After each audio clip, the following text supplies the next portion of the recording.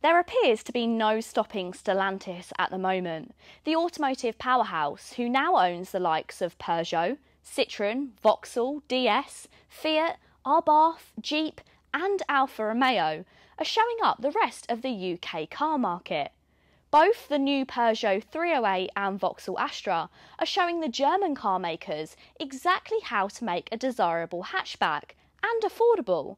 But now they fancy a slice of the fastback pie, introducing the first of its kind, the Peugeot 408.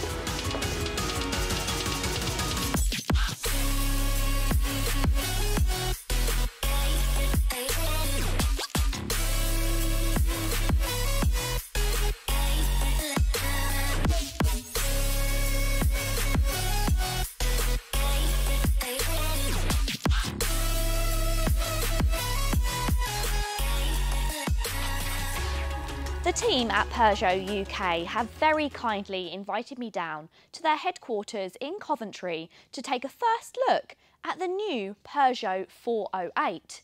This car seemingly came out of nowhere. Amongst the launch of the Peugeot 308 and all the excitement over that brand new, seriously stylish looking car, appeared this. A much larger, fastback, stylish, almost verging on SUV. I'm very excited to give you the first look at the new Peugeot 408. So if that sounds good, then please keep watching, and if you like new car reviews and car content, then don't forget to hit the subscribe button to follow along to Auto Social UK. The 408 is based on Peugeot's multi-energy efficient modular platform architecture with a long wheelbase of 2.787 metres, providing a generous amount of rear interior space. It's due to hit showrooms at the beginning of 2023 and initially an all-electric version will not be available, but it's due to follow in the not too distant future.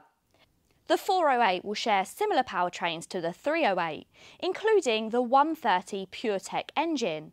You then also have the option of two hybrids, one with 180 brake horsepower and another with 225.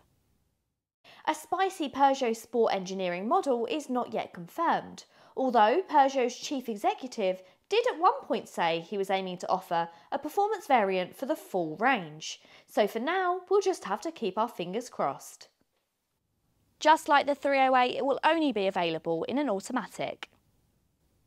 The new 408's sharp lines and creases help to give it a really distinctive look.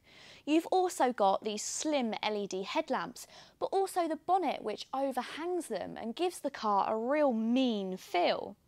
This may be a brand new design, but it's very recognisable as being Peugeot and shares a lot with its smaller brother, the 308, including the body-coloured front grille, which seamlessly blends into the paintwork.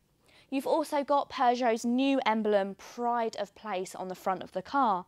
And I'm not surprised they've made it so large because this is a vehicle to be proud of. It's also got those daytime running lights of the lion slashes down the front. So at night you can instantly tell that this is a Peugeot. But where does the new 408 sit in the lineup? Well, it offers something brand new, but also a blend of a lot of other functionalities of the existing models. For instance, you've got the practicality of a hatchback. However, you've also got a slightly higher ride height. Not quite as high as you'll find in the 3008 and 5008, but it does mean you sit just a little bit higher than you will in the hatchback. It's also quite long as well. I'll put the exact figures on the screen, but it's actually longer than a Peugeot 308 station wagon. It doesn't have quite as much boot space, but it offers more rear interior space. And that's something that was criticised on the 308. And lastly, it offers something brand new, and that's a really stylish fastback design. Swooping lines and sharp creases help the rear of the 408 look really aggressive and quite muscular. It almost has an air of Lamborghini Urus about it. Okay, maybe that's taking things too far, but it looks really good, and it looks like the cars that we expected to see in the future. It's really quite futuristic from the back. A large portion of the back of the 408 is actually plastic. From here downwards, that's a plastic rear bumper, and it runs all the way along the rear wheel arches and across the bottom of the doors. Now I think this looks quite good on this coloured car finished in titanium grey, which is a new colour for the 408. But I'm not quite sure it would look as good if you used to go for a contrasting car like the red or the blue. But Peugeot have done a good job of making it look interesting. You've still got details around it, you've got these gloss black parts here. It looks really smart. You've also got those classic 3D Peugeot lights which have those lion slashes in it, and because you've got the little boot spoiler, it helps make it look a bit sporty. Aerodynamics has also been quite important when Peugeot was designing this car, and they've done that with a pair of cat ears. Yep, you heard me right, a pair of cat ears. That's what they call this part on the top of the roof, and what that does is it sends all the air down the roof and across this spoiler. The wheels on this GT trim car are absolutely massive, they're 20 inches. But don't worry, if you move down the model range you do get some slightly smaller wheels, but they all have these quite funky designs. Now these parts here aid to the aerodynamics, but Peugeot also designed them to look really great when moving at low speeds. The 308 hatchback, despite getting rave reviews, it was noted that it was a little bit tight in the rear space. Well, hopefully the 408 has the answer because its wheelbase has actually been stretched, and that gives you quite a bit more rear interior space. I've got a really good amount of legroom despite being these chairs coming quite far back, and I've also got an okay amount of headroom. If you're over 6 foot, you are going to struggle, but that's to be expected in a Fastback design.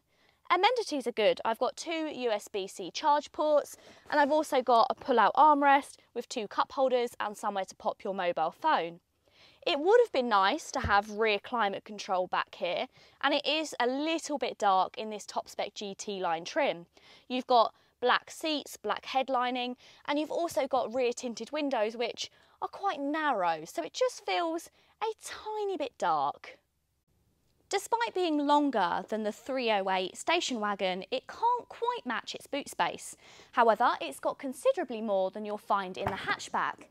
Inside here you'll find 536 litres of boot space, or if you go for this plug-in hybrid variant, then that drops to 476 litres. But it's still a really decent amount, and even in the hybrid you get a little bit of underfloor boot storage, which is enough to pop away your cables. A part of design I really like about the 408 is actually where the parcel shelf is located, so it's up here, attached to the boot. And that means that it's not in the way when you're loading items in, but when the boot's closed, it hides all of your items away.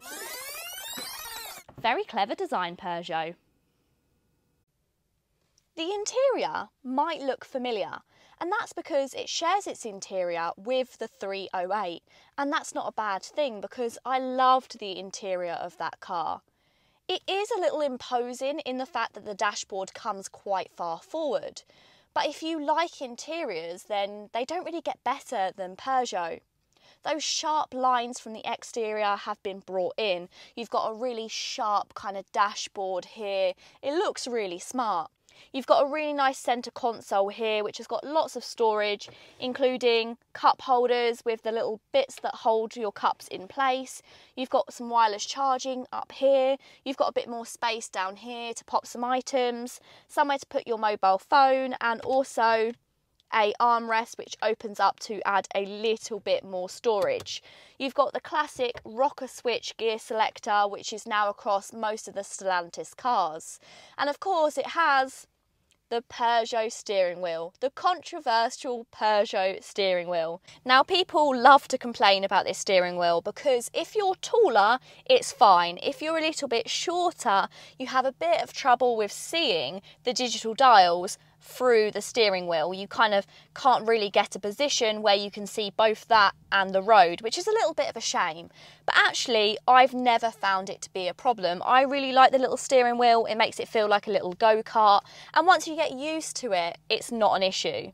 However, if this is something you're concerned about, then take the car for a test drive and see for yourself. Again, it's got the same infotainment system as the 308. And once again, I really like it. You've got some piano keys at the bottom which are physical. You've got a physical volume control dial there as well. And these shortcuts along the bottom will take you to the car's safety systems, various things like that. And then you've got the eye toggles, which these are fantastic. So the eye toggles work as shortcuts to your favourite applications. And you can change them by simply holding down on them. So if you wanted shortcuts to things like your navigation, your Apple CarPlay and Android Auto, you simply have to tap the screen and then that will set it along the bottom there. Really handy if there's certain things that you use often. There's really nice ambient lighting inside this cabin as well. You've got the green that runs along the door. And you can also change that on here via settings, and then if you go into your customization and your interior colours, there is around 8 different colours to choose from, including some greens, which I always personally like in the GT trims because it matches the green stitching around the dashboard. You've got red if you want to give it a sporty feel. You can also change it to some more feminine colours, like a little bit of purple. However, the only thing that I'm a little bit disappointed in when it comes to the ambient lighting is that there's no ambient lighting underneath the dashboard, where I really think it could just do with a little bit more, like it has behind the screen, just to brighten things up. The actual touchscreen's pretty easy to use as well. 3-finger rule, touch 3 fingers on the screen and it will take you home, and then you can see all of your widgets nice and clear there. But as per usual, the main complaint, the climate control is still all in the touchscreen. Come on, Peugeot. We want climate control dials back. Citroën have given them back. We want our Peugeot climate control dials back. We're fed up of them being in the screen. But that really is a small complaint. Everything else just feels really high quality. It feels really smart, really intuitive. It's seriously nice. The new Peugeot 408 adds to an already impressive lineup of Peugeot cars. But what do you guys think of the 408? Let me know in the comments down below. I can't wait to get behind the wheel of this car next year. If you've enjoyed the video, please go ahead and give it a thumbs up. And if you want to see more videos from me on this channel, Auto Social UK, then make sure you've hit the subscribe button. Until next time guys, see you later.